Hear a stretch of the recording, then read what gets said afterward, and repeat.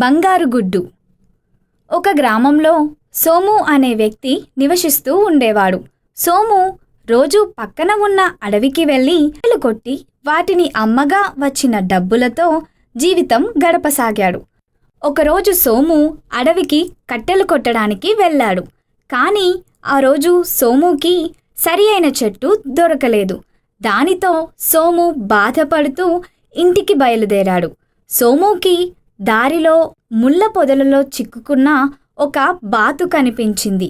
అది చూసిన సోముకి చాలా జాలి వేసింది. వెంటనే ముళ్ళ పొదల నుంచి బాతుని తీసి తనతో పాటు ఇంటికి తీసుకెళ్లాడు.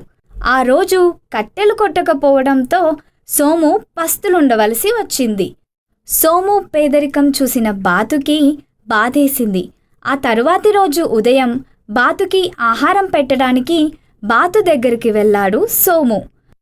అప్పుడు బాతు ఒక బంగారు గుడ్డు పెట్టి ఉండటం చూసి ఆశ్చర్యపోయాడు.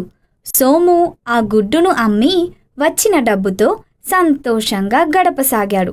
కొన్ని రోజులకు సోము బాగా ధనవంతుడయ్యాడు. అలా రోజు బాతు బంగారు గుడ్డు పెట్టేది. ఆ గుడ్డును అమ్మి సోము ఇంకా చాలా ధనం సంపాదించాడు. సోముకి రోజు గుడ్డు కోసం ఎదురు చూడడం నచ్చలేదు. సోము భార్య సోముతో, మనం బాతుగుడ్ల కోసం ఎదురు చూడడం ఎందుకు? దాని పొట్టలో చాలా బంగారు గుడ్లు ఉంటాయి.